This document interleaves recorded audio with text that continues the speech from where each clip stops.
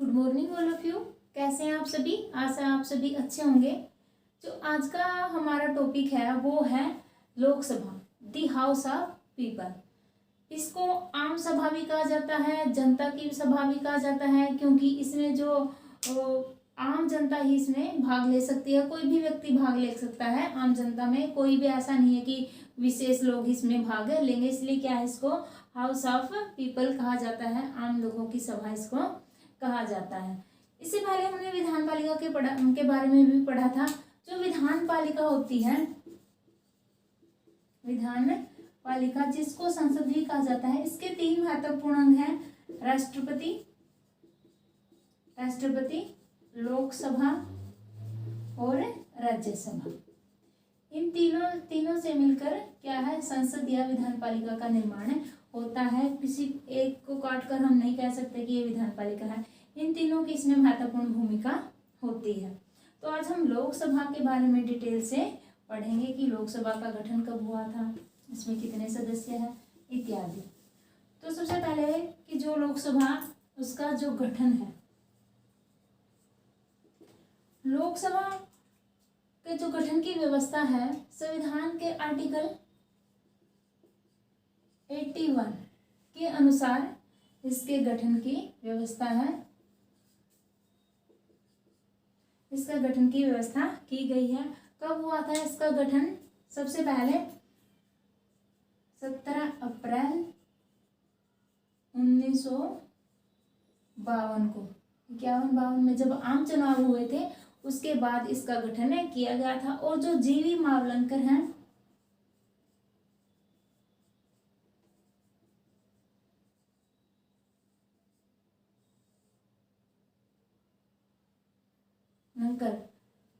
को इसका जो उद्घाटन करता या इसके जो स्थापना करता, इसको कहा जा सकता है जीवी मावलंकर को।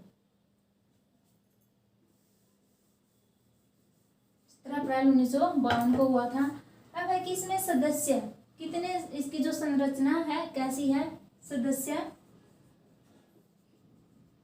जो लोकसभा में कितने सदस्य संख्या है, लोकसभा की जो अधिकतम सदस्य संख्या वो कितनी है, 552 है। अधिकतम सदस्य कितने हो सकते हैं, 552 हो सकते हैं। इसमें से 552 में अधिकतम है 552। 552 में कितने, 530 सदस्य तो क्या कहाँ से आते हैं, राज्यों से। और 20 सदस्य कहाँ से आएंगे, केंद्र शासित प्रदेशों से।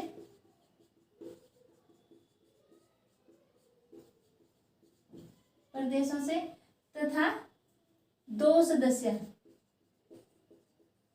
सदस्य राष्ट्रपति द्वारा, एंग्लो इंडियन जाति के जो सदस्य होते हैं उनको मनोनीत किया जाता है। तो कितने हो गए, 552 हो गए। लेकिन वर्तमान में कितनी है, वर्तमान में इसकी जो सदस्य संख्या है वो कितनी है, 530 राज्यों से। लेकिन केंद्र शासित प्रदेशों से इस टाइम कितने हैं, 13 सदस्य आ रही हैं, 20 सदस्य नहीं है। और 2 सदस्य राष्ट्रपति द्वारा एंग्लो इंडियन जाति के मनोनीत किए जाते हैं। तो 543 है जो इसकी वर्तमान में सदस्य संख्या कितनी है, 545 है। ठीक है, तो वर्तमान में कितनी कह सकते हैं हम, 545। ऐसा आप लोगों को ये समझ में आ रहा होगा।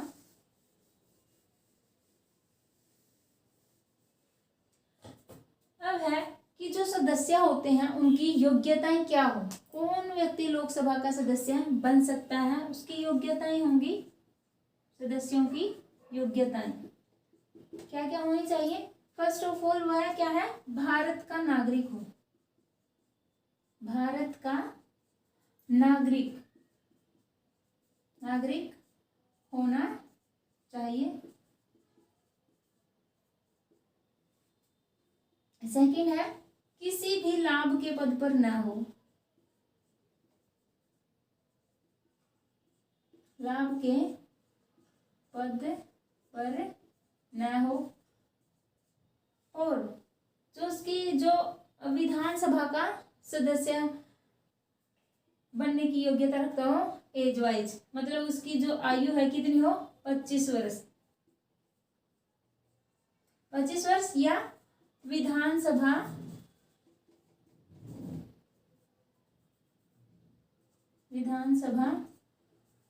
के सदस्य के समान उसकी योग्यता हो।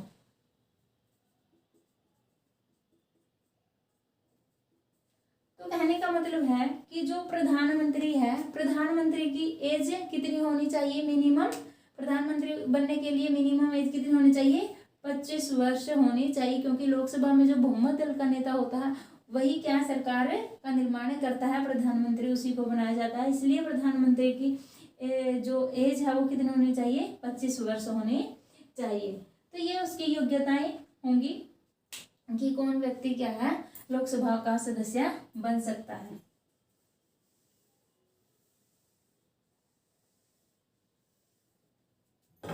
इसके बाद है इसका कार्यकाल।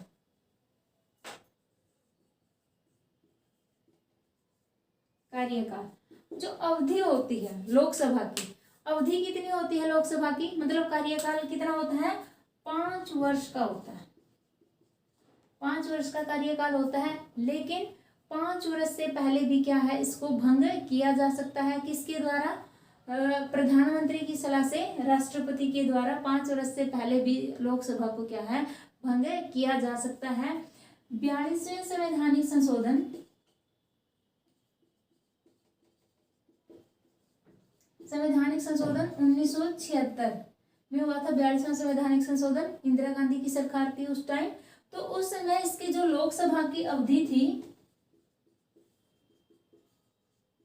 उस समय लोकसभा की अवधि थी वो कितनी थी, वो 6 वर्ष कर दी थी इंदिरा गांधी ने। लेकिन जो 44वां संवैधानिक संशोधन हुआ था,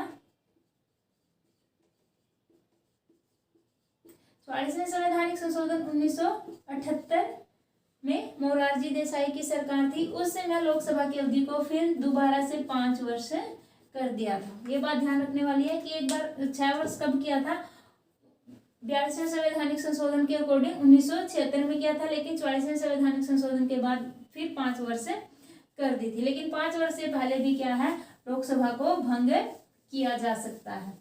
और इसकी जो आपातकाल के दौरान 3 प्रकार से आपातकाल लगाया जाता है, 352, अनुच्छेद 356 और अनुच्छेद 360 के अकॉर्डिंग।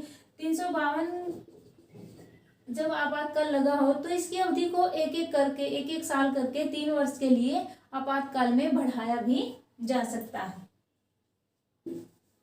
अब है कि आरक्षण, कि क्या लोकसभा में आरक्षण की व्यवस्था है। आरक्षण हाँ है, लोकसभा में आर्टिकल 330 के अकॉर्डिंग आरक्षण की व्यवस्था है। आरक्षण किसके लिए है, अनुसूचित जाति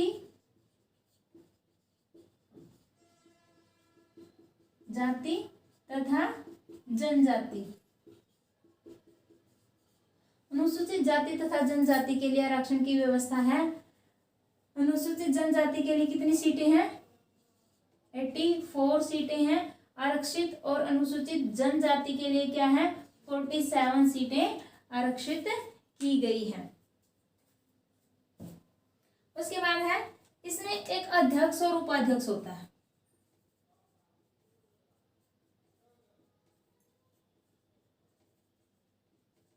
आर्टिकल 93 से 97 में अध्यक्ष और उपाध्यक्ष के जो कार्य शक्तियां हैं उनका विवरण दिया गया है। एक अध्यक्ष होता है लोकसभा का। जब भी लोकसभा का चुनाव होता है उसकी जब पहली मीटिंग होती है उसमें किसका चुनाव किया जाता है, सबसे पहले प्रोटेम स्पीकर का चुनाव किया जाता है। और प्रोटेम स्पीकर की अध्यक्षता में जो सदस्य होते हैं उनमें से एक अध्यक्ष का चुनाव किया जाता है और एक उपाध्यक्ष का चुनाव किया जाता है। जो वित्त विधेयक होता है उसकी कोई भी विधेयक वित्त विधेयक है या नहीं,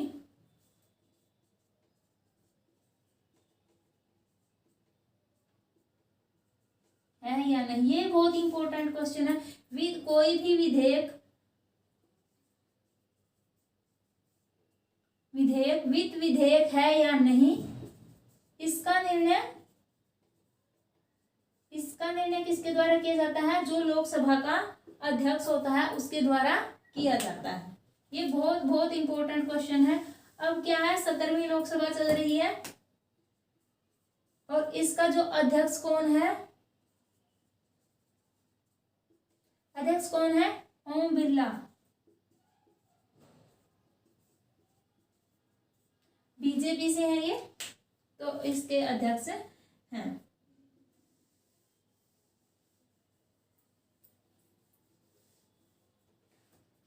उसके बाद है कि इसमें संयुक्त बैठक का भी प्रावधान होता है।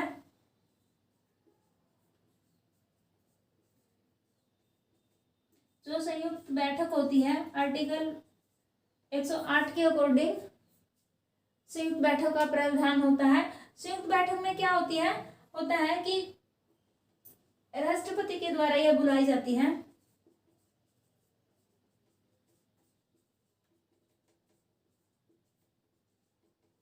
संयुक्त बैठक राष्ट्रपति के द्वारा बुलाई जाती है। और क्यों बुलाई जाती है? यह कि कोई भी जो विधेयक है एक सदन में पास होने के बाद दूसरे सदन में जाता है, तो दूसरा सदन उस विधेयक पर अपनी सहमति नहीं देता है या उस विधेयक को 6 महीने से ज्यादा टाइम के लिए रोके रखता है, तो राष्ट्रपति संयुक्त बैठक क्या है उसमें उस विषय पर बुला सकता है। उसके बाद है मतलब जो लोकसभा है महत्वपूर्ण है, क्योंकि जो लोकसभा की जो शक्तियां हैं वो ज्यादा हैं। धन विधेयक पर लोकसभा क्या है, राज्यसभा से ज्यादा शक्तियां उसको प्राप्त हैं, क्योंकि धन विधेयक क्या है, जो धन विधेयक होते हैं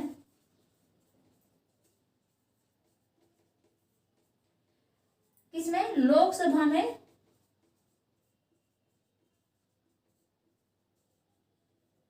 पेश किए जाते हैं। तो धन विधेयक होते हैं लोकसभा में ही पेश किए जाते हैं और राज्यसभा क्या है उसको सिर्फ 14 दिन के लिए ही रोक सकती है। इसलिए क्या है, लोकसभा ज्यादा महत्वपूर्ण हो जाती है। और जो संयुक्त बैठक होती है उसमें भी लोकसभा की भूमिका महत्वपूर्ण होती है, क्योंकि किसी में भी क्या है वोटिंग के हिसाब से जो डिसीजन लिए जाते हैं, निर्णय होते हैं। लेकिन लोकसभा की जो सदस्य संख्या है कितनी है? फिलहाल इतनी है। और राज्यसभा की जो सदस्य संख्या है वो कितनी होती है? तो ये इससे संख्या में काफी ज्यादा है, इसलिए इसका क्या है महत्व भी ज्यादा हो जाता है। आई होप आप लोगों को इतना समझ में आया होगा कि लोकसभा क्या है, कैसे कैसे इसके सदस्यों का मतलब चुनाव होता है। इसके नेक्स्ट वीडियो में हम इसकी शक्तियों के बारे में करेंगे। अगर आपको वीडियो अच्छा लगे तो प्लीज़ वीडियो को लाइक करें, शेयर करें तथा चैनल को सब्सक्राइब करें। धन्यवाद।